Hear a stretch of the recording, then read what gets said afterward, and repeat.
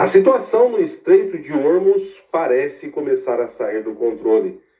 O governo americano informa e confirma que está havendo troca de tiros, mais necessariamente troca de mísseis entre as partes. E muita coisa pode se desencadear a partir disso. Nenhuma das partes confirma o fim do cessar-fogo, mas podemos, neste exato momento, estar assistindo a isso. Eu sou Paulo Henrique Araújo, seu correspondente internacional, falo diretamente de Washington, D.C., e a gente se vê logo depois dessa lembrança. Alô? Alô? Lula, deixa eu te falar uma coisa. Seguinte, eu tô mandando o Messias junto com o papel pra gente ter ele e só uso em caso de necessidade, que é o termo de posse. Tá? Tá bom, tá bom. Só isso, você espera aí que ele tá indo aí. Tá bom, tô aqui, fica aguardando. Tá? Tá bom. Tchau. Tchau, obrigado. Bom, pessoal, acho que vocês estão me ouvindo, mas a minha imagem, por algum motivo, travou aqui. Eu já volto com vocês, só um segundo. Alô? Alô?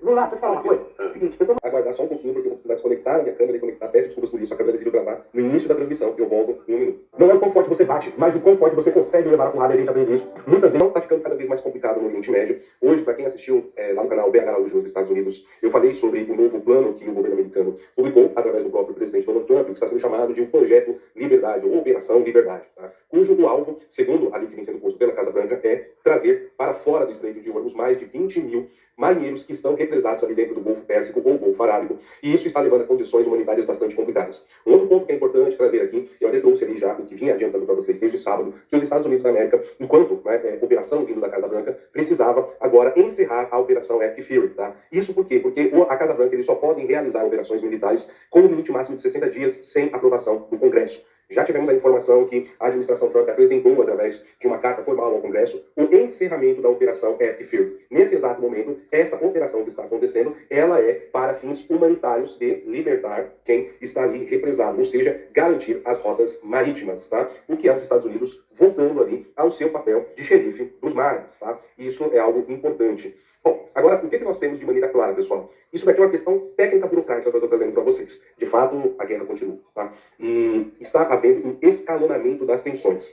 E nós temos, então, o chefe militar americano confirmando, sem citar o fim do cessar-fogo, as escaramuças entre as duas partes. E é isso que eu quero trazer aqui para vocês, tá? O Renato N. Reis disse aqui, ó, esses marinheiros já devem estar conversando aqui com as sereias. Pois é, Renato, e olha só, as informações que a gente conseguiu apurar, eu até trouxe isso mais cedo. Se você não está lá no canal BH Araújo nos Estados Unidos, você também está.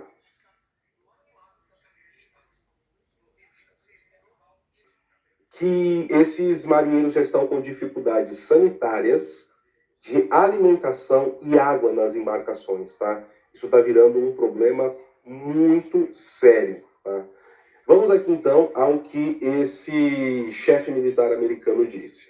Os militares dos Estados Unidos da América explodiram 6 pequenas embarcações do Irã no Estreito de Hormuz nesta segunda-feira, depois que o regime iraniano lançou, aspas, múltiplos mísseis de cruzeiro, drones e pequenas embarcações, fecha aspas, contra navios da Marinha dos Estados Unidos e navios comerciais que estavam sendo perseguidos pelos militares americanos, disse o chefe do Comando Central dos Estados Unidos, o almirante Bradley Cooper. Ele disse isso à imprensa.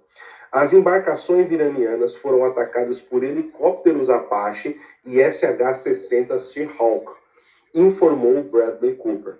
Mais tarde, o próprio presidente Donald Trump publicou nas redes sociais que 7 barcos do Irã foram destruídos. Ele também negou que haja escolta de navios comerciais pela Marinha nos Estados Unidos no Estreito. Aspas. Se você está escoltando o navio, está jogando 1 contra 1. Acho que temos um arranjo defensivo muito melhor nesse processo. Hoje temos múltiplas camadas que incluem navios, helicópteros, aeronaves, alerta aéreo antecipado e guerra eletrônica, explicou. Ou seja, o que ele está negando? Não é que não haja uma escolta, mas quando você fala de escolta, você, vai um navio aqui e vai outro navio para proteger. Tá? E o que os Estados Unidos estão falando é que, na verdade, eles estão fazendo algo muito mais amplo. Que, na verdade, é uma escolta, só que um processo muito maior, onde você tem apoio aéreo, apoio marítimo, você tem guerra de embaralhamento de dados eletrônicos, entre outros pontos no meio de tudo isso aqui. Bradley Cooper continuou dizendo: temos um pacote defensivo muito mais amplo do que teríamos se estivéssemos apenas escoltando. Tá? É isso aqui. O comandante não comenta se o cessar-fogo acabou. Tá? Ele se recusou a comentar sobre esse cessar-fogo que já dura quase um mês. E aqui, aspas dele: não vou entrar em detalhes sobre se o cessar-fogo acabou ou não, disse o almirante Bradley Cooper. Acho que o ponto principal para nós é que estamos lá apenas como uma força defensiva para fornecer uma camada robusta de proteção à navegação comercial, permitindo que os navios mercantes saiam do Golfo Pérsico. O que vimos esta manhã com o Irã, iniciando um comportamento agressivo, foi uma resposta direta ao presidente. Tá? Então, percebam, pessoal, eu destaquei isso mais cedo. Tá? O que eu destaquei para vocês? Tá? Foi o seguinte: justamente por essa finalização da operação foi a Epic Fury, e nós temos agora essa nova operação chamada Liberdade. Os Estados Unidos precisam mudar a forma que isso é apresentado. Caso contrário, eles terão que pedir autorização do Congresso. E isso pode dificultar, inclusive, a forma que a Casa Branca vai se referir ao conflito. Então, vocês vão perceber os Estados Unidos falando de ações defensivas. Não, estamos aqui fazendo para liberar o estreito. Vocês vão ver que a retórica em torno de toda a operação vai mudar. De ataque incisivo, estamos massacrando o Irã, e tudo vai acontecer justamente por conta disso, tá, pessoal? Está ocorrendo uma mudança drástica agora na comunicação dos Estados Unidos em torno disso. Não que o conflito tenha mudado, mas porque o aparato técnico e burocrático da operação foi obrigado a mudar porque se estendeu mais do que era esperado. Então, já estou explicando para vocês porque vamos começar a ver essa mudança de tom, tá? E aí existe uma preocupação em torno de diversos executivos, tá, de empresas que estão mostrando cautela sobre os planos que os Estados Unidos estão empregando, tá? Eu quero trazer isso aqui para vocês também. Executivos do setor de transporte marítimo estão demonstrando cautela em relação ao projeto Liberdade, tá? A operação americana que começou nesta segunda-feira para guiar navios pelo Estreito de Hormuz. Aspas. É preciso que ambos os lados desbloqueiem o estreito, não apenas um, disse Bjorn Rodar, CEO da empresa de gestão de navios Anglo-Eastern. Ele continua: qualquer uma das partes pode sinalizar que está disposta a permitir a passagem de certos navios, mas, a menos que a outra parte aceite isso na prática, a realidade não muda substancialmente. Anúncios são uma coisa, passagem segura e previsível é outra, disse ele. O presidente da Comissão Nacional de Segurança do Irã afirmou que tais ações serão consideradas uma violação do cessar-fogo. Nessas circunstâncias devemos ser cautelosos, apontou também Richard Hetz, presidente da Associação dos Armadores de Hong Kong. Tá? Por quê, pessoal? Aqui tem um ponto importante também, como eu vi mais cedo lá no PH nos Estados Unidos. Nós temos uma declaração vindo, inclusive, do próprio presidente do Congresso iraniano, falando o seguinte: que se os Estados Unidos fizessem essa escolta, né, que os Estados Unidos não é escolta, mas de certa forma é escolta, mas com escudo militar nuclear, isso seria uma violação do cessar-fogo por parte dos Estados Unidos e que eles iriam partir para o ataque. Só que as próprias ações do Irã já rompem o cessar-fogo desde os primeiros dias, porque um dos pontos para que o cessar-fogo ocorresse era justamente a abertura ou reabertura do Estreito de Hormuz, o que não está acontecendo. Tá? Bom, agora, um ponto importante que nós temos aqui, pessoal. Todo esse projeto envolve aquele aparato militar gigantesco americano que já estava lá na região previamente. Ou seja, nós estamos falando de destroyers com mísseis guiados, mais de 100 aeronaves baseadas em terra e no mar, e 15 mil militares, 15 mil tropas que estão ali na região. Tá? Os Estados Unidos provavelmente será retomado. E as evidências mostram que os Estados Unidos não estão comprometidos com promessas ou acordos, né? Essa é a narrativa do Irã agora, segundo membro do Katan al-Anibia, conforme noticiado pelas agências de notícias iranianas Fars, tá? Relacionadas ao corpo da Guarda Revolucionária Iraniana. E aqui nós temos também outra informação. As declarações do vice-comandante do quartel-general militar vêm após o líder supremo do regime iraniano, Mojtaba Khamenei, afirmar que o país persa se consolidou como uma potência militar e ao definir a identidade iraniano-islâmica e incuti-la mais profundamente possível nas mentes e almas da juventude. O IAP em queda de 22% nos negócios. Vivemos uma tempestade no agro. É a primeira queda em 11 anos. A AgriShow é a maior feira do agro da América Latina e uma das maiores do mundo. Todo ano ela é realizada em Ribeirão Preto. Dá 4 horas, saindo daqui de São Paulo capital, vai em direção a Jundiaí, passa por Campinas e vai embora. O presidente da feira já deu a letra.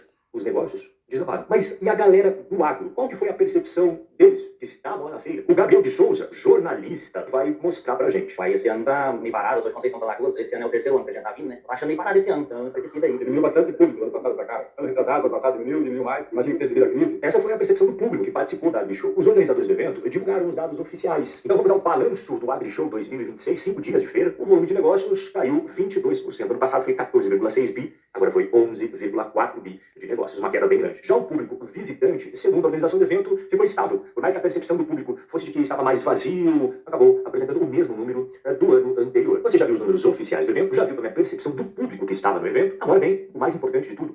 Por que tudo isso está acontecendo? E é isso que eu vou te contar a partir de agora. Então você que já é faixa preta aqui do canal, fica tranquilo que eu sei que você já deixou o seu like. Se é faixa branca, tá chegando agora, se inscreve. Você não vai se arrepender. Deixa eu explicar agora, então, o porquê de tanto pessimismo com o pessoal do agro. Você vai ver que tem motivos. E não são poucos. O primeiro deles são os calotes.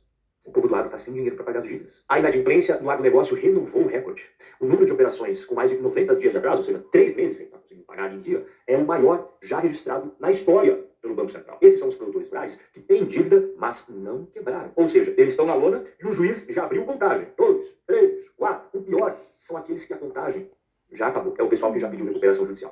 E ela também bateu recorde. Cresceu 56% no ano passado. Nunca antes visto esse nível recorde. São mais de 1.900 pedidos de recuperação judicial só no agro. Aqui você está vendo na tela os pedidos de recuperação judicial no agro em 2021, 2022, 2023, 2024 e o ano passado tá aqui, ó. Olha aonde que foi parar. Na casa de 2.000 pedidos. Beleza, Rob. Já entendi que tem dois grupos. A galera que tá endividado, não tá conseguindo pagar, mas ainda tá de pé, tá balançando, mas não caiu da lona. E a galera que, infelizmente, já foi parar na UTI. Mas quais são os motivos que estão fazendo isso acontecer? O ciclo das commodities. Você está vendo o preço de uma saca de soja de 60 quilos em 2022. R$205 por saca de soja. Oh, maravilha. Pois é, mas tempos que ficaram para trás. Hoje, a saca de soja está saindo R$130. Uma queda de mais de 36%. O milho não é diferente. Em 2022, o auge do agro, estava todo mundo ficando rico naquela época, a saca 105. Pois bem, tempos que ficaram para trás, porque hoje é R$70 por saca, uma queda superior a 33%. Sabe qual que é a real? Ser produtor rural é ser um apostador. Quando você vai plantar, você paga tudo adiantado. Semente, defensivo, fertilizante, combustível, mão de obra. Mas o povo do agro não tem dinheiro para pagar adiantado. Tudo isso que eu falei aqui custa muita grana. Então o que eles fazem? Pega o empréstimo. O problema é que ele só vai saber o quanto que ele vai receber quando ele for colher a safra e vender. Entre 2020 e 2022, a soja e o milho dispararam. O produtor rural viu esses preços lá em cima e pensou, eu vou expandir. Eu vou comprar mais terras, mais máquinas, investir em tecnologia do campo. Aí ele foi no banco e pegou o dinheiro emprestado com base nesse preço alto. O banco também topou. Ele queria emprestar mais. Ele viu que o agro estava bombando. Por que não? Aí veio bomba. A soja caindo 37% e o milho 33%. Só que as dívidas não caíram junto. O produtor que planejou sua receita com a soja a 205, está recebendo 130. É como se você tivesse calculado o seu salário em R$10.000 e na hora de receber viesse 6.500. Mas o boleto do financiamento continuou mesmo. E por que não dá para simplesmente apertar o cinto? Porque o agro custa gigante. E ele vem muito antes da receita. A lavoura já está plantada, a dívida já foi contraída, o trator já foi comprado, quem comprou terra e equipamentos no pico, agora vai menos. Só que o problema é que a parcela continua. E qual é o resultado? Não consegue pagar o banco. E aí vem a inadimplência. Quando essa situação dura muito tempo, o próximo passo é a recuperação judicial. E para jogar mais gasolina nessa fogueira, tem o custo da dívida. Porque até agora a gente viu a receita dos produtores rurais caindo, certo? Se não bastasse a queda no faturamento, você tem do outro lado o aumento das despesas financeiras. Quando você gasta com juros da dívida. A taxa de juros no Brasil explodiu desde aquela época de ouro do agro até hoje. Aqui entra mais um vilão na trama. Lembra do empréstimo que o produtor rural pegou para comprar semente, trator, expandir a fazenda? Tem um custo. Esse custo são juros.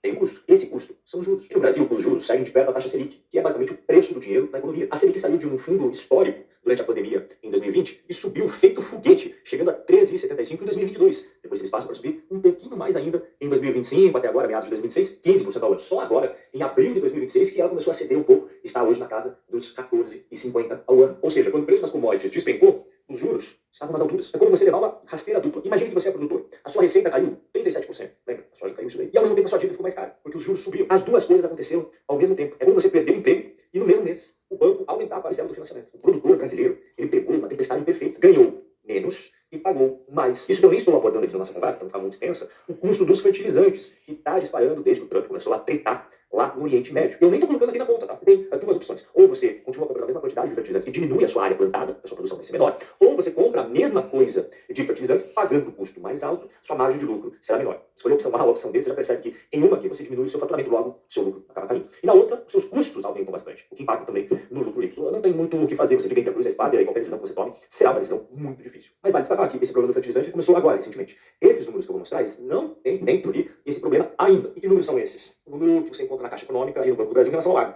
A Caixa informou que os créditos do agro, considerados problemáticos na carteira de crédito, triplicaram em um ano, de 4 bilhões para 12 bilhões. Isso aqui é referente a 2025. Então, antes de estourar a guerra dos Estados Unidos e Irã. Mas a Caixa Econômica no agro, a Caixa Econômica tem operações no agro, como você viu, não são pequenas, mas comparado ao Banco do Brasil, é o Banco do Agro, e a presidente do BB falou que a forte queda que você teve no lucro ano passado foi justamente pelo aumento expressivo da inadimplência do agro. E quanto que foi esse aumento? Ele ficou 500% acima da média histórica. Você leu direito, tá? Você também escutou perfeitamente bem. 500% acima da média histórica. Então deixa eu resumir aqui para você o que aconteceu. O agro foi de herói da economia brasileira direto para o B. O produtor plantou e criou expectativas e traçou todos os planos possíveis. Quando a saca de soja estava 205 e a de milho 105. Pegou empréstimos, expandiu, apostou alto e aí o preço das commodities desabou mais de 30%. A Selic, por sua vez, que estava baratinha, explodiu. Receita caiu. Despesa subiu. Foi uma rasteira dupla. E o resultado você acabou de ver. Bilhões em crédito do agro dando problema e inadimplência explodindo. Se esse conteúdo abriu a sua cabeça, imagina o que a gente faz dentro da RC Club e da RC Wealth. A RC Club é para quem é iniciante. Olha a quantidade de aulas que você tem aqui dentro. E eu sou o seu professor em todas elas. Vamos entrar aqui, por exemplo, nos fundos imobiliários. Quer ver? Vamos entrar aqui em módulo para você ver. Módulo 3, por exemplo. Temos aula 1, aula 2, 2, aula 3. É aula pra caramba. Ah, Rob, eu não quero aprender nada, eu só quero saber quais investimentos têm selo de qualidade ou não. Porque você encontra, todos os meses atualizado, os investimentos com selo de qualidade. Aqui, ó, eu explicando os investimentos aprovados. Então você encontra tudo isso dentro da Reciclane. Ah, Rob, não, eu não quero isso. Eu quero que você e o seu time me ajudem a cuidar do meu patrimônio. Esteja aqui, ó, junto comigo. Eu não quero fazer sozinho, Robson. Eu quero que a gente faça juntos. Opa, então o melhor pra você é a RC Wealth. Você então precisa que alguém cuide de tudo pra você. Na RC Wealth, eu e o meu time cuidamos do seu patrimônio inteiro. Você foca no que faz de melhor e a gente garante que o seu dinheiro está no lugar certo. Hoje, mais de 240 famílias já confiam nessa estrutura. Basta você clicar nesse botão azul e preencher este formulário. Os dois links para esse plano e para esse Wealth estão aqui embaixo na descrição e também no primeiro comentário fixado. Entra lá, dá uma olhada, escolhe aquele que faz mais sentido para você. Até o próximo vídeo. É claro que dá tempo, é rapidinho doar. Uma doação. E ce l'ha fatta. È un apprezzato attore, direttore di una scuola. I think it's a load of rubbish. Is this traditionally recognized?